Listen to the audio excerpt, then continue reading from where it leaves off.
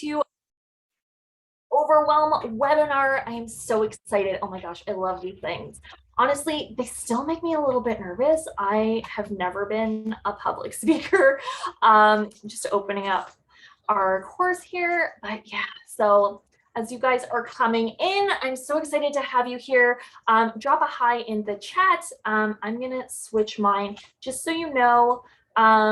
There is a little blue button at the corner, and right now it's set to hosts and panelists. That is sort of the automatic setting. So I want you to go ahead and click that in your chat and switch it to everyone, because that way, if you have a question or a comment or something's not clear during the webinar, you can just hop in there and everyone will see your question. If somebody else knows, you can feel free to hop in. Like, this is a safe space for discussions, and I'm going to loop back throughout the webinar and kind of pop in, make sure that everything is feeling clear and comfy for you guys. Okay, so we are here to talk about overcoming overwhelm on the low FODMAP diet. Now, I have IBS. I have done the low FODMAP diet. I know it can be a little bit crazy sometimes, definitely a little bit overwhelming, but it doesn't have to be hard. It doesn't have to be scary, and you absolutely do not have to do it alone. So while we are all trickling in here, I would love if you could just drop in the chat something that you're celebrating this week. And this is really important, especially from a coaching perspective, just because when we have something chronic like IBS, often we sort of spend all of our time and all of our energy invested in sort of looking for signs that, you know, something is about to go awry, the shoe's about to drop, or how do I manage something that's coming in?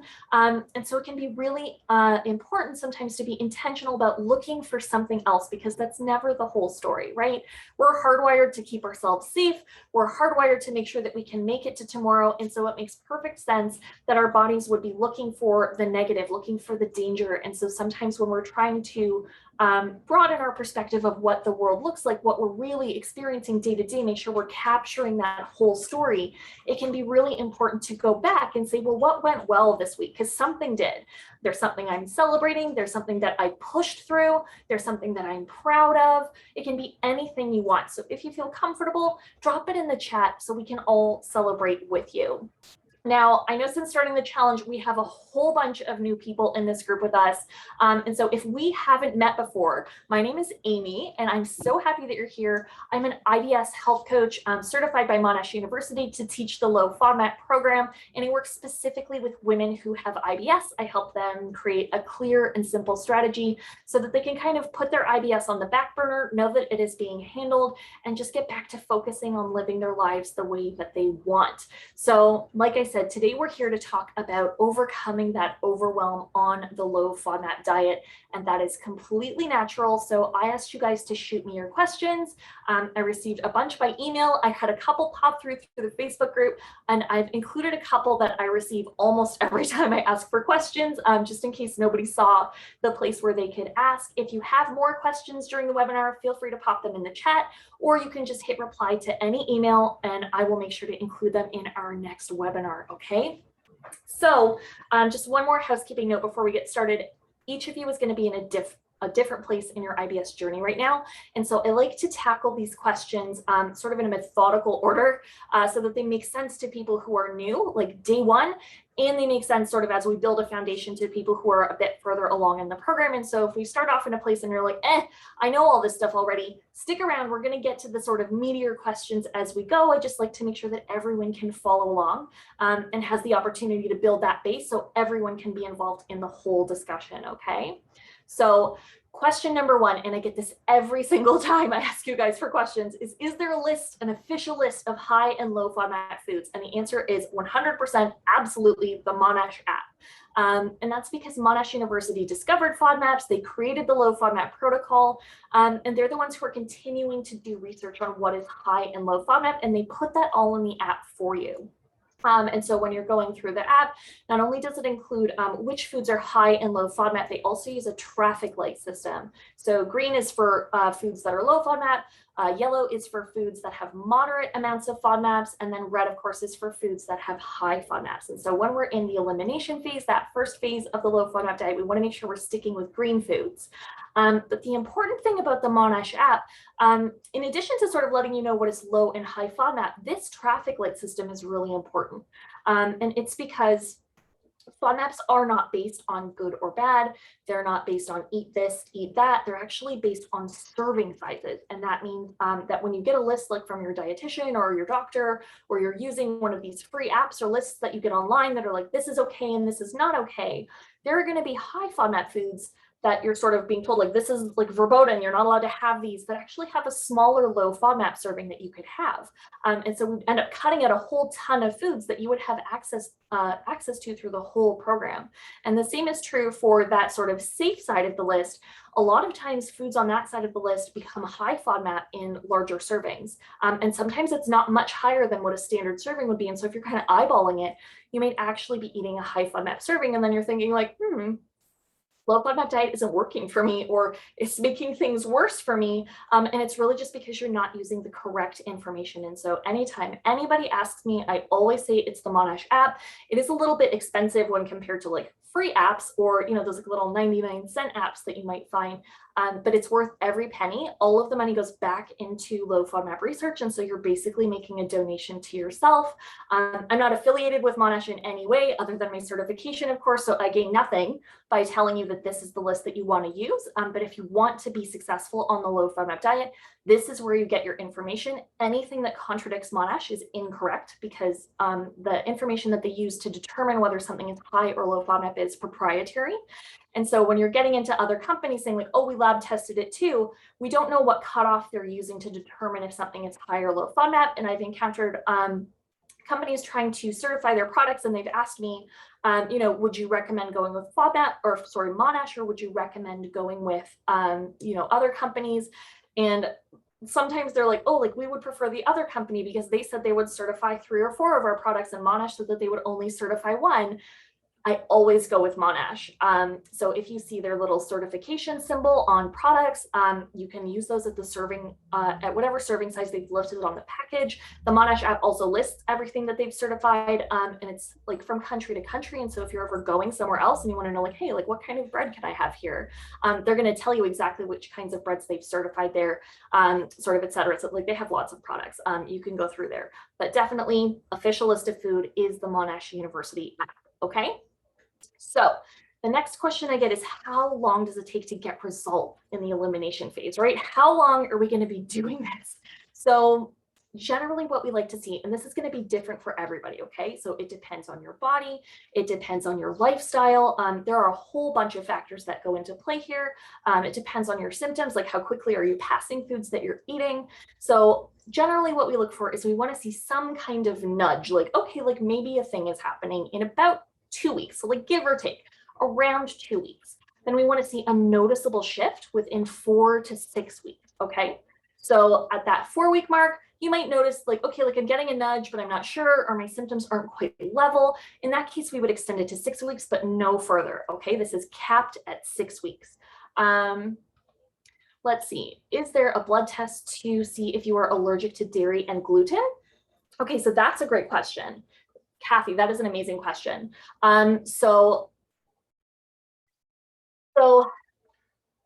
there are tests. So for dairy, what we would do is we would send you to an allergist, and they would do what's called an oral challenge is the best way to do that test. And that's basically, they're going to sit you in their office and they're going to give you dairy, and they're going to see what happens to your body in a controlled environment where if anything weird happens, we're going to know what happens. They might also give you something called a dairy ladder, which is you go home, like if we're not expecting anything crazy to happen, we're just testing like which dairy protein that you're reacting to, because there's the casein and then there's the whey. And so we would use that dairy ladder to see sort of what is happening in your body when you're eating these different types of dairy products. For gluten is a little bit more challenging to do by blood test. There are a couple of options. Some are higher quality, some are lower quality.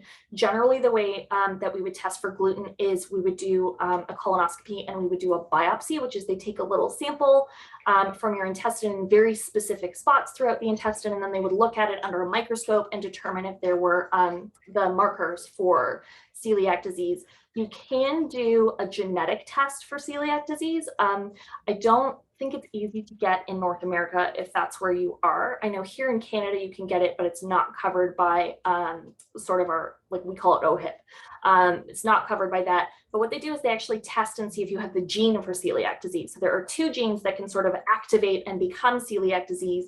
And if you don't have one of the two of the genes, it's like almost impossible for you to have celiac disease. If you do have one of the genes, it still might not be celiac disease, but your odds have greatly increased. There's also a way to check for antibodies, but you need to, again, be consistently eating gluten products. And so if you're not doing that at the time, or your gluten intake is a little bit lower, you can get a lot of false positives and false negatives from those tests. And so really the colonoscopy and the biopsy is the best way to do the gluten test, if that makes sense.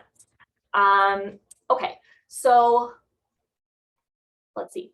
So another question that I get is, will I ever be able to follow a normal diet again? This one depends on what you mean by normal, because that can mean a couple of different things.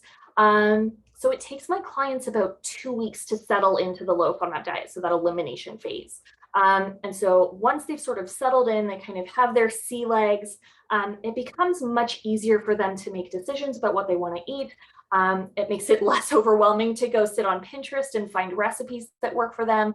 It's less overwhelming for them to sort of look at menus. They kind of know what they like, what works for them. They've had some positive experiences already. And so they're feeling pretty normal, even though they're in the elimination phase, sort of once they get those sea legs going. Another sort of option is that the low FODMAP diet is temporary, right? So like, am I going to be eating this way forever? No, absolutely not. And that's because this restricted phase where we're pulling things out to sort of see how they're impacting our bodies is just 2 to 6 weeks. That's all you get. If you don't see anything at the 6-week mark, you're out. Like, we're not doing it anymore. The cost benefit analysis is like, we're not getting any benefit from this, or the benefit is not enough for the risk, because we don't want to starve out our good gut bugs because they eat a lot of high FODMAP foods. And so we want to make sure that we're staying in that 2 to 6 week container, just because safety first. Another thing is that most people come out of the low FODMAP program with more food than they came into the low FODMAP program, if that makes sense.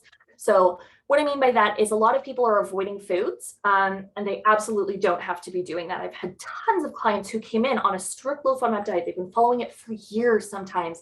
They don't have a single FODMAP sensitivity. And so we have these sort of conceptions in our brain about what works for our body and what doesn't work for our body, but our bodies are terrible detectives. They are really not meant to be used that way. They're meant to be like, hey, that shadow looks like a bear. I'm going to run for it, not like, hey, like, I think the toast that I ate 2 hours ago is causing these chronic digestive symptoms. And so what we want to do is we're going through and we're really testing to make sure, right? We're really making sure that what you think is the problem is the problem. So it's sort of like no food left behind. And as we go through this in a systematic and methodical way, most, if not all of my clients have come back with exponentially more food than they came in with. So to answer the question, like, is it going to be like this forever? Am I ever going to eat normally again? Really, you should be closer to what a standard diet is when you exit the program than when you come in. And you're going to be really confident about what works for your body and in what serving sizes, because you have those tests. And so, you know, if you really like eating apples and you've had some really bad experiences with them, you might have cut them out of your diet completely. You're like, nope, apples are gone for me, not a thing, not happening. We take you through the low FODMAP diet and you find out there's like actually a tipping point where I can have half an apple, but a whole apple is a little bit much for me right now. And suddenly you can have like apple muffins, you can make granola bars, you can make like trail mix cookies, you can have all of these things back in your diet. And it's not, I can't have apples, it's just that something I have to be mindful of. And another thing is that FODMAPs don't hurt your body in any way. They're not damaging your body. And so if there's something that you really want to eat, we call it buying on credit, which is, I know exactly what is going to happen. And I'm willing to invest sort of my tomorrow in enjoying this right now. My thing is cheesecake. I love cheesecake. I am lactose intolerant. It does not like me. And so my husband takes me out to a fancy restaurant every year. I get myself this delicious slice of cheesecake and I book tomorrow off. And it's because what I'm paying for tomorrow is absolutely 100% worth it to me. It's my decision, and I have the autonomy and the power over my body to say, I'm making this choice for myself. Nobody gets to tell me I don't get to eat cheesecake. I get to decide, is it worth it for me to experience these symptoms tomorrow, or is it not worth it for me to experience these symptoms tomorrow? So another point on that is that the low FODMAP diet is not a symptom management plan. Okay, so we are not doing this as a means to manage your symptoms. If you are feeling amazing in the low FODMAP, like in the elimination phase, like that is fantastic. And I'm so happy for you. You still have to leave. Okay, because you are damaging your gut by staying in this restricted diet, like I said, because the low FODMAP diet is so low in fibers, particularly prebiotic fiber, that you're literally starving your good gut bugs. Nothing is going to happen to them in the 2 to 6 week mark. You might lose a couple, but it's nothing that we can't replace, no worries. But we really do need you to get out at the 6 week mark because you're just going to make things harder for yourself down the road. It's okay if there are things that you're sensitive to. You're like, I couldn't incorporate broccoli. I couldn't incorporate, asparagus or green beans or whatever. Like they just don't work for me. A-okay. All right. But we do want to make sure that we're bringing back in as much variety as possible in whatever servings work for you, because the more the merrier, right? Your gut bugs are picky eaters. I like to say they're like little toddlers, and all of them like to eat different things. And so we want to make sure that we're giving them a huge variety so that if they're feeling picky that day, they can still stay nice and healthy, get that sort of healthy diet going. So we also want to make sure that we're adding a variety of high impact tools. Okay. So I know when you guys are sort of cruising the internet, I've had clients come to me and they're just following this crazy list of things. It's from nutritionists and like chiropractors, and everybody's got an opinion on what needs to happen. And it's just so overbearing and burdensome for you guys. We want to make sure that you're using a couple of high impact tools. Okay, so that's like 2, 3, 4 maybe tools to manage your symptoms. And that might be sometimes like I cut out really specific foods. You might meditate. You might, I don't know, you might have specific sleep patterns that you like to follow. You might have specific ways that you like to space out your meals that work for your body really well. There might be specific types of movement that work really well for you. We want to make sure that we're using a variety of these really high impact tools so that there's only 2 or 3 things you need to do to sort of keep your body feeling right and healthy and calm and all those things. Because when you have a list of like rituals that you have to do, often it makes us feel like flare-ups are our fault. Because, oh, like I missed a step, or I forgot to do something, or I ate something that I shouldn't have eaten. And that's not fair, right? Like there's enough stuff happening with doctors being like, oh, you have to deal with this yourself. And just Google it. And like, you just have to learn to live with it. Like you don't need managing 100 different tasks each day to also be your responsibility, right? None of this should be your responsibility. You should have a healthcare team helping you manage all of these things. Okay. That's a whole other webinar. What we do want is we want 2 to 3 reliable things that you can automate, right? Just throw on the back burner so you could just go out and live your life. Okay. So to answer the question, am I ever going to eat normally again? Yes. Right? We're going to get you through this low FODMAP diet. We're going to make it as easy and, systematic as possible so that you can incorporate as many foods as possible. You're not solely relying on cutting foods out of your diet to feel healthy. And then we're going to make sure that we're looping in other tools so that you can sort of let go of that, like this diet is the only way that I can manage these symptoms. We're going to integrate them into your life in a way that you can just sort of set them and forget them. And they're kind of the way you do things, if that makes sense. Okay. I'm going to head to the chat for 1 second. Let me just see, hold on.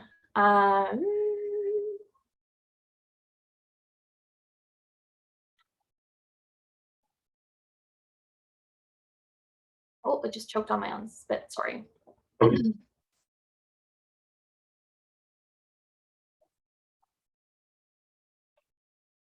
Okay, so Kathy, that question is very specific to your body. And so in order to answer that, you and I would need to do an intake together.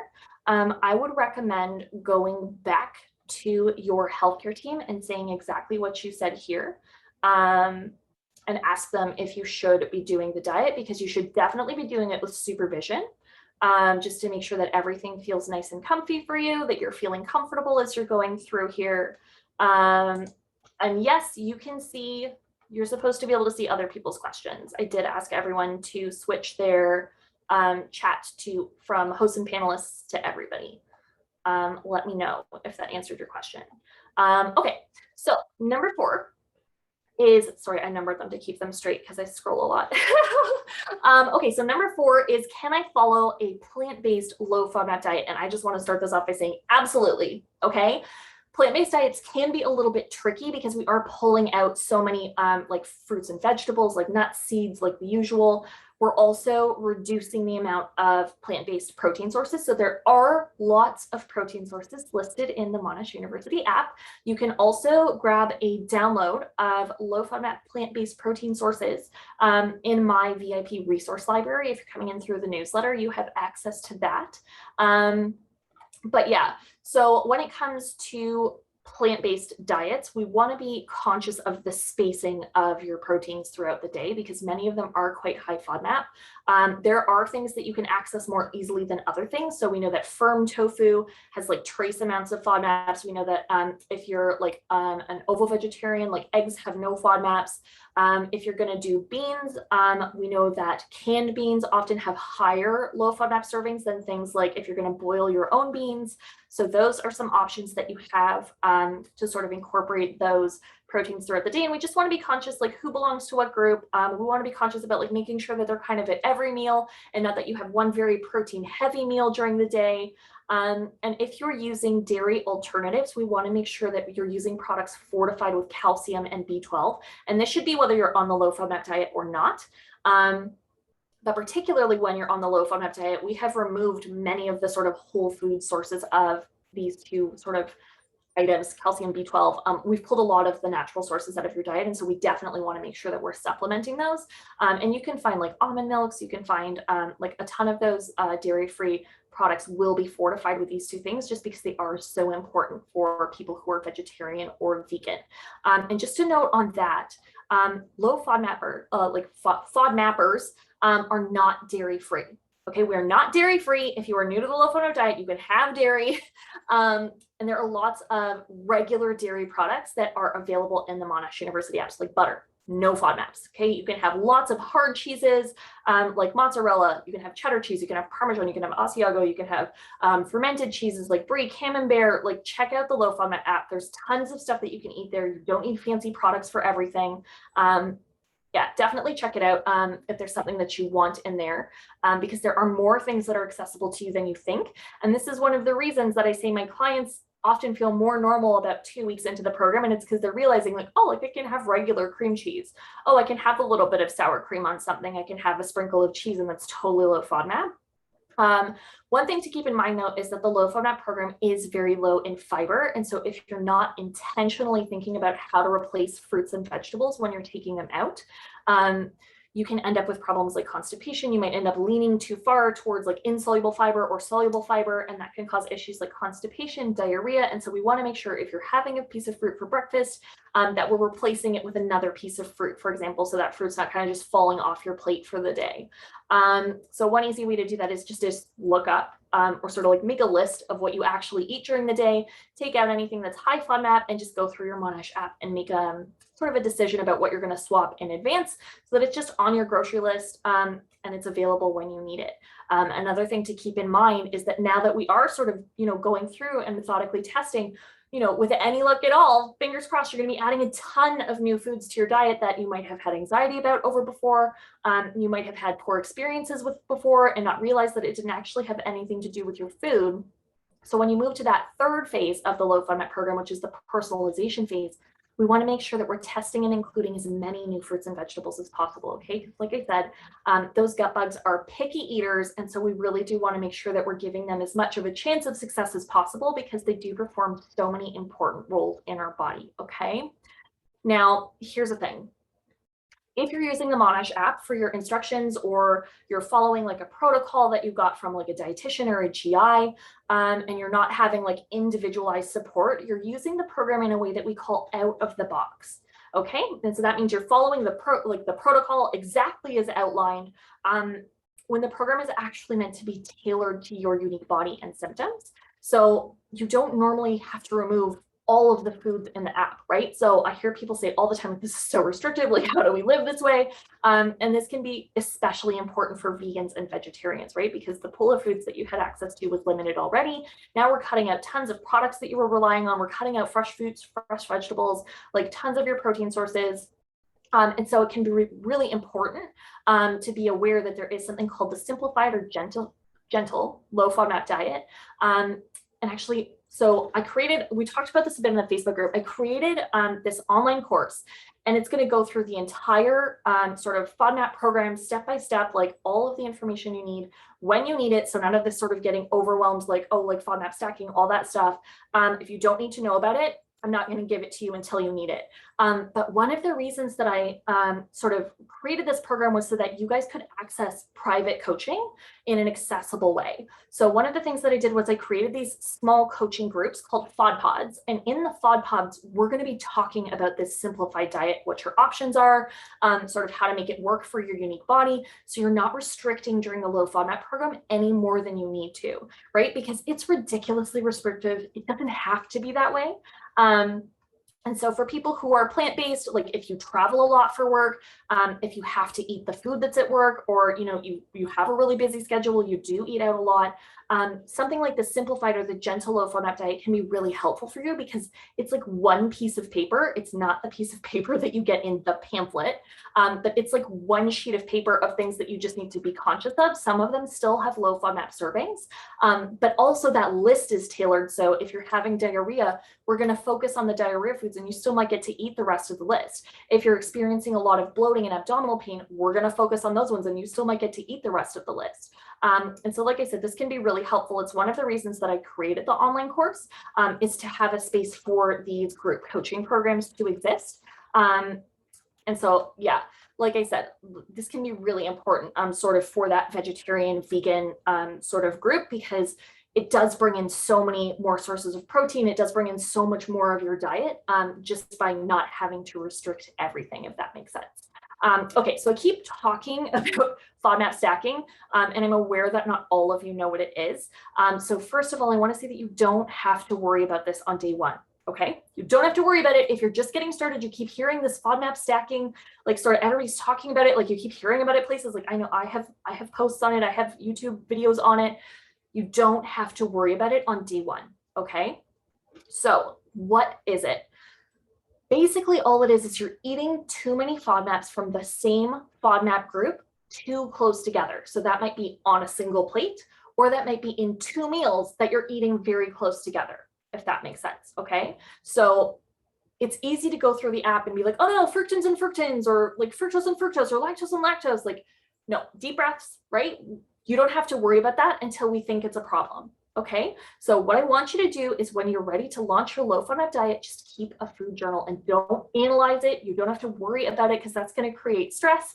It's going to like freak out your little critter brain, and that can cause symptoms in and of itself. Okay, so I don't want you to worry about it. What I want you to do is just keep that food journal. And if you hit that 2-week mark, right, we talked about when am I going to see changes on the low FODMAP diet. If you hit that 2-week mark and you haven't seen any nudge, right, or your symptoms are shifting and you're like, wait, this feels worse, somehow this is getting worse, then we're going to circle back and I'm going to teach you how to do some FODMAP math. And we're going to figure out, are you stacking? Are your meals too close together? Are those protein sources too close together? If you're plant-based, do we want to switch some fruits out? Like, it's very easy to manage, but it can be very anxiety provoking in the beginning, and almost no one has to worry about it. Okay, I have had like 1 or 2 clients who deal with FODMAP stacking, and so don't put that pressure on yourself until you know that there's an issue, right? Something's not shifting. This is just something I want you to be aware of so that you know kind of where to look, right? This is sort of where we start our search, like nothing is shifting. I might just need more time. And so if we go through, we do all of the math, nothing is stacking, no worries. Cool, we're just gonna give you some more time. We're just gonna talk about, is there some meal spacing that we can work on? Can we have you eat slower? Can we adjust your body mechanics so that you're having better bowel movements just from the way your body is behaving? There are so many options. I don't want you to worry about FODMAP stacking though, okay? So another question I get is, how do I even start? So this makes sense for a challenge about starting the low FODMAP diet. It can feel a little bit crazy when you're kind of looking at it head on. But here are some of the ways I like to make it easier with my clients when they are sort of launching their own low FODMAP journeys, and that is focus on what you are doing right now. Okay, so forget about the re-challenges, forget about personalization, focus on what you need to do today and maybe tomorrow if like you need to get groceries soon. But you don't need weeks and weeks of meals prepped. You don't need tons and tons of recipes like ready to go. You don't have to worry about that FODMAP stacking right out of the gate. We're just going to take this one day at a time. Okay. So like, what is something I like to eat for breakfast? And then I'm going to look up one recipe for that. What is something I like to eat for lunch, right? I'm going to look up one recipe for that. What do I normally like to eat as snacks? I'm going to find one product that I can have as a snack, right? How do I survive just the first couple of days? Because you might only be here for 2 weeks. Right? And so like, we're not going to make a big deal out of it when you're comfortable, right? When you've got those sea legs and it's feeling kind of manageable, you can totally branch out and find other things. So be realistic with yourself. How many dinners do I actually need? How many times can I cycle through this? Right? You know, how many times can I make the same 3 dinners before, you know, my family's like, can I speak to a manager? And only get those, right? Like, why stress yourself about finding products? Like, why are you replacing your baking products if you bake like twice a year, right? You can replace those later, right? Like, if you need chicken fingers, great, go and find those, right? If you need toast, great, go and find that. But if there's something that you use like once every couple of weeks, that is not the thing that you should be looking for right now. We're just focusing on what I need today to survive until tomorrow, and I can get my sea legs and it'll feel okay as I kind of branch out and find these other things, okay? And if doing something like that still feels too big, just really chunk it down until it feels safe for you, all right? Because feeling overwhelmed is completely natural, all right? Feeling scared, frustrated makes perfect sense. I've been there too. I felt the feels, right? But they're temporary. All of those feelings are temporary, and it's just going to get better. It's going to feel more comfortable. And if the low FODMAP diet works for you, which it does for 75 to 80% of people, this will be worth every minute, right? It's frustrating, it's hard, right? But it's worth it if it works for you, right? Having that confidence of going out and being able to make decisions about your body. I will put this in and I will not put this in. And it's not because some list told you, like, don't ever eat this if you have IBS. It's because you know what is going to happen to your body if you put it in your body and you're like, oh, it's not worth it for me. And now you have the power to make decisions about yourself, right? Now it's, I'm making choices about my body, not I don't know what's going to trigger my IBS, right? And like I said, if you have a personal cheesecake, you can make that decision for yourself too, okay? But I guess what I'm trying to say is in running we have a saying, and it's that the first mile always lies. Okay, so even if running is easy for you, you need to warm up first, right? You need a couple of minutes for your body to sort of find its rhythm. And then it's like, okay, cool, I'm good to go. Like, let's go for miles. The same thing is going to go for the FODMAP diet. Okay, this is your warm up this first couple of weeks. This is not what it's going to feel like forever. Like I said, most of my clients start to feel comfortable in about 2 weeks. They're like remembering the serving sizes of foods they eat regularly. They've got like handfuls of recipes they like. They've got a couple of go-to meals at their favorite restaurant. They're like starting to notice things like food volume or food timing and how that's going to impact their bodies. So like often we're starting to see things that impact them, right? We talked about the sort of alternate high impact tools. Now that we've got their body calmed down, that white noise is a little bit lower, they're starting to find other areas that might be really impacting their body. Like I had one client who was like, I'm not sleeping properly. I think maybe sleep is a thing. We got her sleep sorted out. Her symptoms are great. I had another client, we got that noise all down. She was like, like I'm getting really hungry in the morning and I feel like it's throwing off like my whole day. Like my body just goes off kilter at lunch and it just never recovers. We gave her a second breakfast. She ate breakfast before she went to work. She ate breakfast when she got to work. Her entire body shifted. She didn't have a single problem. It was crazy. She's one of the clients who came out with no FODMAP sensitivities. It was insane. And it was just that her body needed something different, right? A tool was missing for her. We put the tool in. She's fine. It's amazing. Anyways, my point is, it's incredible the things that our bodies have to say to us, but sometimes we really do need to take that noise down a little bit. And that's one of my favorite things about the low FODMAP diet is that even if you are one of the 25% it doesn't work for, you're still going to learn something, right? And this is one of the reasons why it's really important to work with somebody who's FODMAP trained, because we will know to pull you out at like week 4, week 6, we'll be like, this is not working. You're not getting any benefit. We're pulling you out. And we're going to talk about other tools. And sometimes, that doesn't make sense. Often, I have clients on the low FODMAP diet, they are experiencing some kind of change, like I said, with that noise lowered, and we're able to discover other things. whether that's a misdiagnosis like bile acid malabsorption. I've had 2 clients now with bile acid malabsorption. I've had tons of clients who have SIBO. We can catch things and correct those things, and we couldn't see them unless we had done the low FODMAP diet. And so even if it doesn't work for you, I want you to know that it's not a waste of time. As long as you are working with your healthcare team and it's decided together that this is the best decision for you, like we don't want people coming on it willy-nilly, because like I said, it's not safe for everybody. But it can be really helpful. So I don't want you to be scared that you're going to hop in and it's not going to do anything, because statistically it's more likely that it will do something than it won't do something. But even if you are one of those 25%, you will still be gaining so much information about your body. Like even because the pool of foods is smaller, you can learn so much about other dietary aspects of your body, like meal timing. You might find that you have other food sensitivities that aren't FODMAPs. There's just so much to learn from this space. Like it's just, sorry, I'm like nerding out a little bit, but it's one of my favorite spaces to live in. So another question that I get is, how do you feed your family, roommate, partner while you are on the low FODMAP diet without like making a billion meals and driving yourself insane? So first thing first, your family does need to keep eating high FODMAP foods while you are on the low FODMAP diet. And that is because, like we said, FODMAPs contain prebiotics, which is food for your good gut bugs. And so we want to make sure that your family has access to those. But there are lots of ways to accomplish this with way less hassle. So one of these is, of course, that you just make your own breakfast and lunch, and then you guys share like a low FODMAP dinner together, or whatever sort of meal that you guys have as a family. So that way your family are getting these prebiotics during the day. And then you're still staying low FODMAP when you guys have your sort of combined meal. You can also eat low FODMAP servings of high FODMAP foods. So you make like zucchini, for example, and you make sure that you're having a low FODMAP serving and your family just eats whatever they want. And then they're going to get a dose of prebiotics and you're going to stay low FODMAP with like no extra pans required.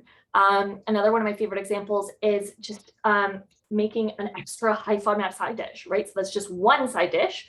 Or you can make your own sort of seasoning or something like that and just do yours separately. So that doesn't have to be an extra pan. I am not a fan of extra pans. What we like to do is I just make a little tinfoil boat and I stick my stuff in there. I season it my way. My husband and his family season it their way. We just throw it in the oven or pop it on the barbecue and we are good to go. No extra pans, no extra fuss. It was like an extra 20 seconds for me to put my own seasonings on and everybody is happy. So one question that I got in the Facebook group, and it was really fun, was why are some foods high FODMAP in one country and low FODMAP in another country? I love this question. So there's a couple of ways of looking at this. One is for whole foods, there can be differences in the growing practices. And so that's like how the soil is irrigated, like what is actually in the soil. We have like different climates. I've seen some research that says that FODMAPs might help foods be resistant to sort of harsh growing conditions like heat or drought. We also have production facilities. So when we're talking about products, if products are being made locally, if you have one like in the US versus the UK, the facilities might be using different ingredients, and that's just due to availability, or it's due to like regulations or costs. Another thing is food regulations. So some countries don't allow certain ingredients in their food. So that might be like high fructose corn syrup. So a product may be high FODMAP in one country like the US, and it might not be high FODMAP in another country like the UK, just because one of the high FODMAP ingredients isn't allowed there. So another question that I got, which was really cool, was why are oranges FODMAP free and orange juice is high FODMAP? This one's really fun. And so to sort of answer this question, we need a bit of background information. And that is that when Monash is testing a food, what they do is they actually dehydrate the whole food. So that's like oranges or like cereal or granola bars or whatever it is. They dehydrate it and they turn it into a powder. And then they take a standard sort of dosage of that powder and they put it in a standard amount of water. So all the tests are the same. And they run it through their fancy machine. And the machine will try and pick up all the FODMAPs. And it'll print out, you know, this one has no FODMAPs, or this one has trace FODMAPs, or this one will kill you, or however that works. And so what happens is they do this in standard servings. So like what a normal person would eat, and dietitians help them determine sort of what a normal standard of food is. And so like for oranges, for example, they would take one orange and they would sort of dehydrate it and put it in this water and run it through their machine. And the machine wouldn't pick up anything. And so it would be like, cool, no FODMAPs were detected in this serving of food because it's serving size based, right? So no FODMAPs were detected in this serving of food. Cool. So then they take orange juice, and orange juice is a liquid, and so they can just sort of pop it through. But they put the orange juice through, and the orange juice, because it's got so many oranges in it, right? Like it's at least 3 oranges in a glass of orange juice. So they put the orange juice through, and it can pick up the fructose, right? Is it fructose? I feel like it's fructose. Anyways, and they can pick up the fructose. And so now, because there's so many oranges in one place where their machine wasn't able to pick up any before, it can pick up FODMAPs now. Another fun way that this happens is how things are prepared. Like, so for oranges, you're just squishing them. But when it comes to things like making sauerkraut, so like some fermented products are low FODMAP. So you take something high FODMAP, you ferment it, it becomes low FODMAP.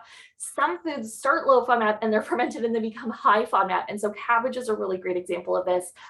When you take like regular raw cabbage, there are low FODMAP serving sizes for that. You ferment it, and the fermentation process, like a byproduct of that, is mannitol, which is a polyol. And so now that same serving has become high FODMAP. And so you really do have to check your Monash app when you're looking into sort of what is what. So oranges becoming orange juice, there's a change in FODMAPs there. We've got cabbage and sauerkraut, there's a change there. We've got grapes and raisins, there's a change there. So you definitely want to make sure that you're checking your Monash app so we don't make assumptions about what is high and low FODMAP, okay? So, all right, we're almost at time for today, and I don't want to keep you guys too long because I know it's supper time some places and almost supper time other places. So I just want to say a quick thank you to all of you for your awesome questions. Like I said, if you have any more, just hit reply to any one of my emails and you're going to get me, or drop them in the Facebook group, and I am more than happy to answer them for you.